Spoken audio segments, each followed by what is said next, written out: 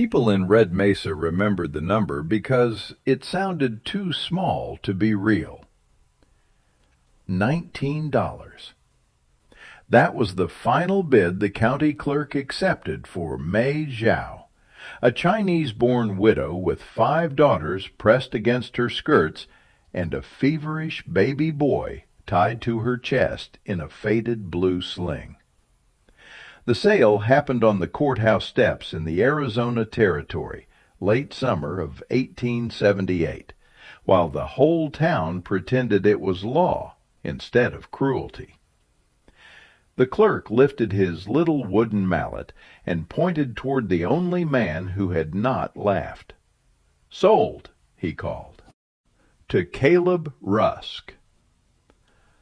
The word "sold" struck May harder than the heat. She did not lift her eyes. She watched a crack in the stair plank instead, a thin black line full of sand, because if she looked at the crowd, she would see what they saw. Not a mother, not a widow, not the keeper of a home her husband had died building. A debt with a face.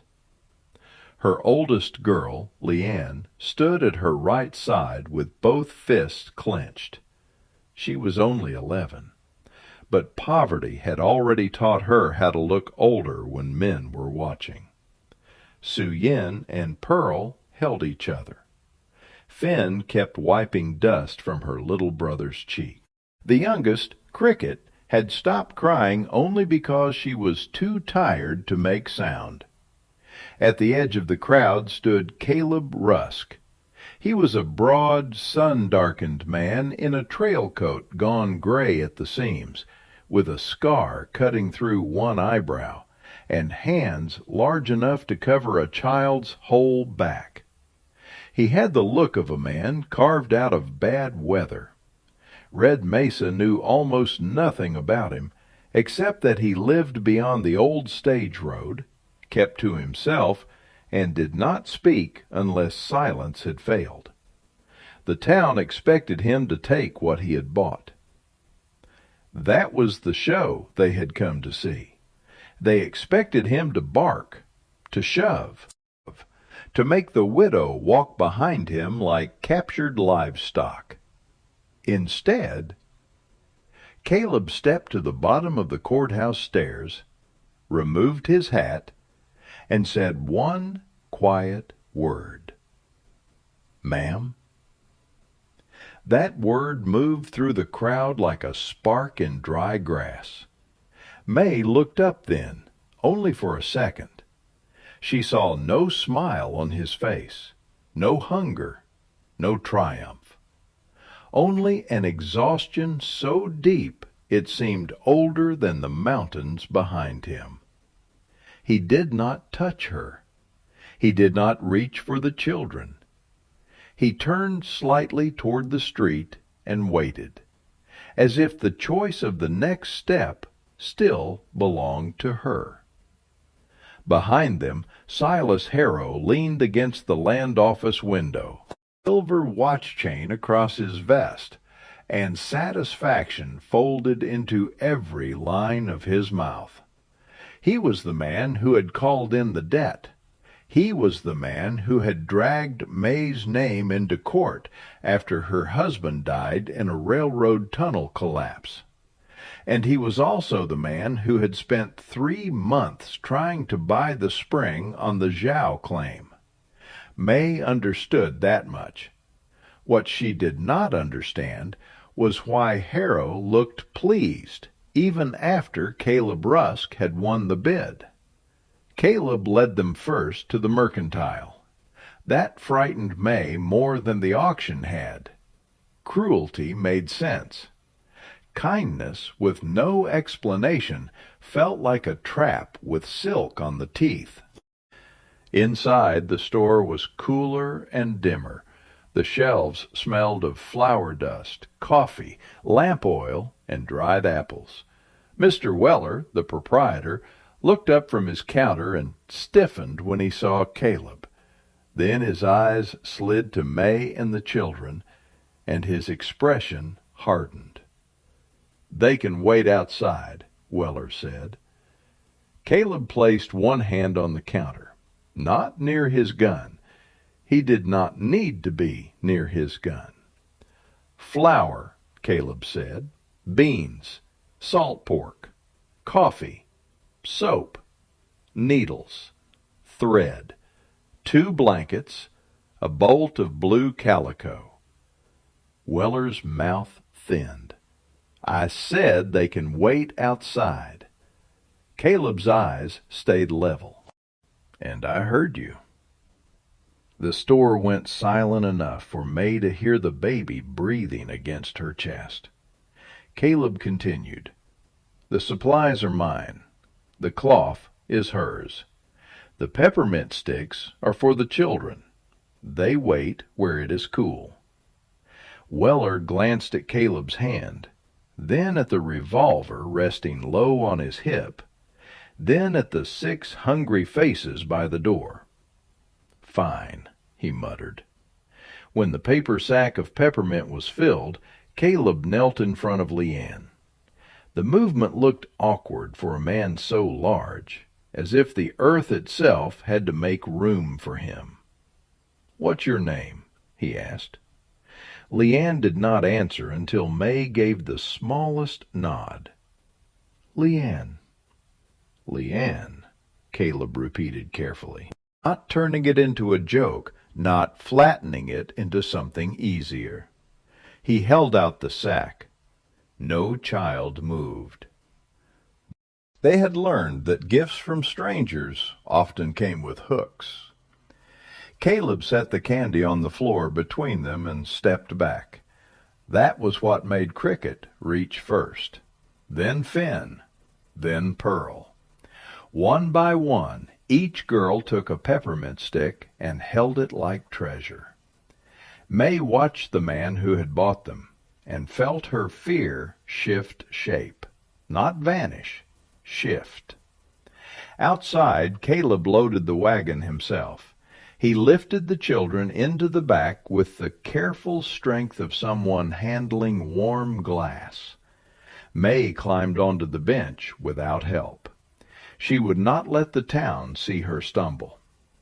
As the mule started forward, Silas Harrow stepped into the road. "Well now," Harrow said, smooth as watered whiskey. "Know you had domestic ambitions, Rusk." Caleb kept the reins loose in his hands. Harrow's eyes moved over May and the children with open contempt. "A widow, 5 girls, and a sickly boy. That is a lot of hunger for $19. May felt Leanne go rigid in the wagon behind her. Caleb did not look at Harrow. "You got your paper signed," he said. "Step clear." Harrow smiled. "Paper is never the end of anything. Not out here. You may find that particular woman comes attached to troublesome ground." At that, May's hand tightened around the baby's sling. Caleb turned his head just enough for Harrow to see his profile. "The ground remembers who worked it," Caleb said. "Bye."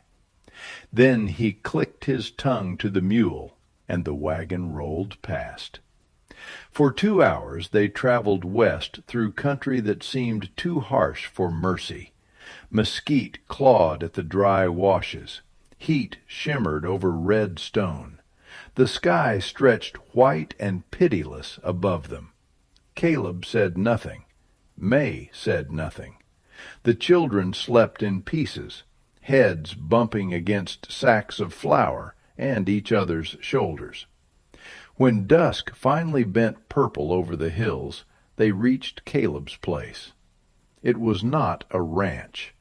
It was an old stage station, repaired into a homestead.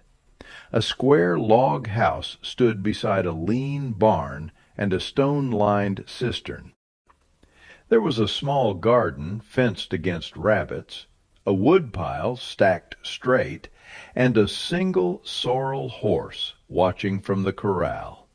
plain, lonely, kept. Caleb stopped the wagon. "The house is yours tonight," he said. "There is a bolt on the inside of the door. I'll sleep in the tack room." May stared at him. He was giving them a locked door.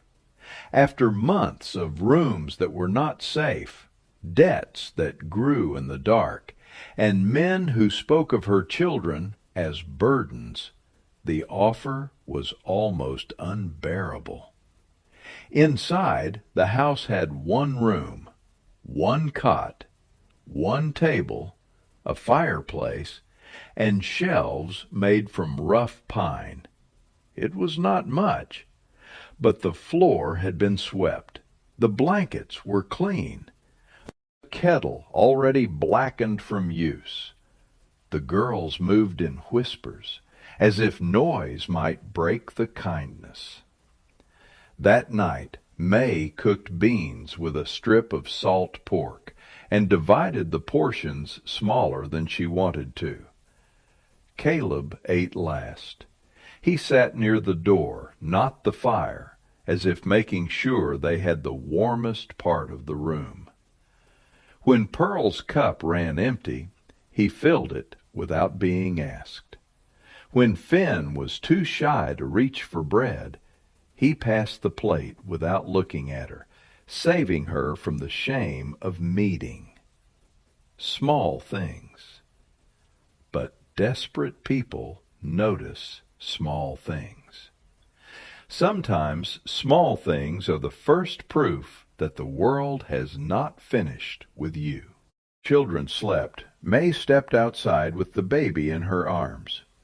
Caleb sat beside a low fire, rolling a cigarette he had not lit. The desert night had turned cold. Above them, the stars looked close enough to hear. "Why?" May asked. The word came out rough. Caleb did not pretend not to understand. "Your husband," he said. "Jun Zhao. I knew him." May's breath stopped. Caleb looked into the fire. 3 years ago, I was carrying dispatch for the army and took the wrong wash during a sandstorm. Lost my horse. Lost my canteen. By the time I found the railroad grade, I could not stand. May remembered that season. I could not stand. May remembered that season. June had come home with cracked lips and the cough from dust. "The foreman told the men not to waste water on me," Caleb said. "Said a dead scout was none of their affair. Your husband came anyway. He gave me his canteen, then sat in the shade with me until my eyes could hold the world straight again." A tear slipped down May's face before she could stop it. June had told her about the stranger. She had scolded him for giving away water when their own children were thirsty. June had only smiled and said, "A man dying in the dust was everybody's business." "I tried to find him," Caleb said. "The crew moved before I could. Then, last month, I heard Silas Harrow boasting that Jun Zhao's widow would lose everything before harvest." He reached into his coat and drew out a folded document wrapped in oilcloth. May did not take it at first. Caleb held it between them, patient. When she unfolded it, the firelight trembled across the seal of the territorial recorder. Her name was written there. May Zhao. Not Harrow's, not Caleb's, hers. Caleb spoke quietly. "I paid the lien before noon. Harrow filed the sale anyway because he wanted the spring right attached to your claim. Nobody would read the document close enough to stop him." May tried to make sense of the paper through tears. "He did not sell you today," Caleb said. "He sold a dead debt. I bid so no other man could pretend it was real. Her fingers crushed the edge of the deed. The house June built, Caleb continued, and the spring below it, are free and clear. Tomorrow I can take you back, or I can take you to Tucson, or north to Prescott, or anywhere the road will carry you. May looked toward the house, where her children slept under a locked roof. Freedom was a paper in her hand. Safety was harder. Silas Harrow still wanted the spring. Town still knew how to turn its face away. A woman with an Asian face and 6 children could be free in law and hunted in practice. "What do you want?" she asked. Caleb's answer came without pride. "To finish paying what I owe." For 3 days, May did not decide. Caleb never pushed. He repaired the wagon wheel. He sharpened the axe. He split wood until the pile stood higher than the porch rail. He showed Leanne how to draw water from the cistern without wasting a drop. He found a scrap of slate so Pearl could practice letters. When Cricket left a crushed desert marigold on his saddle, he tucked it into his hatband and wore it all afternoon like it belonged there. May watched him from the doorway and hated how badly her heart wanted to trust him. Trust was dangerous. Trust made you slow to run. On the 4th morning, she opened June's old field notebook. She had carried it through the auction in the bottom of her bundle without knowing why. The pages held numbers, boundary marks, sketches of stone outcrops, and one rough drawing of the spring wash. May could not read every English word June had written, but she knew his hand. She knew the map. She knew where he had stacked 3 white stones near the Mesquite Fork. And she knew what Harrow wanted was not just water for cattle. It was water for a rail spur, a mill yard. He intended to own. That afternoon 3 riders came up the stage road. Harrow rode in front. His 2 hired men rode behind him with rifles across their saddles. May saw them from the cabin window and moved the children away from the glass. Caleb was in the yard, resetting a gate post. He straightened slowly as the riders stopped. Harrow dismounted with a smile that had no warmth in it. "I am a practical man," he called. "You are not. That is why this can still end politely." Caleb wiped his hands on his trousers. "You are trespassing." "I am improving the future," Harrow said. "Sell me your adjoining claim, the woman and her litter, wherever you like. I will even reimburse your $19. One of the hired men laughed. Caleb did not. Harrow's voice sharpened. "You think a signed deed protects her? I can tie that spring in court for 10 years. I can have men camped on the road by sundown. I can make Red Mesa remember exactly what kind of woman she is." Inside the cabin, May felt her children pressed behind her like birds in a storm. She could stay hidden. That was what life had taught her. Lower your eyes. Keep your children quiet. Survive the insult so you can survive the day after it. But the paper in her hand carried her name. The notebook in her bundle carried June's. And the man outside, the one everyone feared, had used his strength to make room for her choice. May set the baby in Leanne's arms. "Stay here," she said. Then she took June's notebook and walked out. She did not rush. She did not call for help. She crossed the yard with dust lifting around her hem. A small woman in a patched brown jacket, her black hair pinned hard at the back of her neck, her face pale from fear and bright with decision. Caleb turned when he heard her. May did not stand behind him. She stood beside him. Harrow's mouth twisted. There she is, the owner of all this trouble. May held up the notebook. Husband marked the spring line, she said. Her voice shook, but it carried. Harrow blinked. He had never heard her speak to him without lowering her head. There is a boundary stone at the Mesquite Fork, May continued.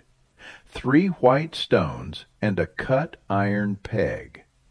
June put it there before he died. The spring runs through my claim before it crosses yours. Harrow's expression changed. Not much. Enough. Caleb saw it. So did the hired men. May opened the notebook to the marked page. I may not read all your court words, Mr. Harrow, but I can read what my husband drew, and I can stand where he stood. Behind her, the cabin door creaked. Leanne stepped out, holding the baby. Su Yin followed, then Pearl, Finn, and Cricket. Run to hide behind Caleb. They gathered around their mother. A widow and 6 children stood in the dust beside a silent frontiersman, facing 3 armed riders and a town's worth of old contempt. For the first time, Harrow looked uncertain, not because he feared the children, because he had planned for one man's pride, one widow's silence, and one fraudulent paper trail. He had not planned for witness. He had not planned for a woman who refused to disappear. Caleb's hand rested near his holster.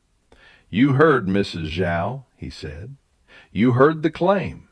You saw the notebook. Ride back." Harrow's hired men shifted in their saddles. The joke had gone out of their faces. Land fights were one thing. Killing a mother in front of children over a marked spring was another. Harrow looked from Caleb to May, then to the notebook, then to the open sky, as if the law itself had betrayed him. "This is not finished," he said. May surprised herself by answering. "No," she said, "but I am." The words landed harder than a shout.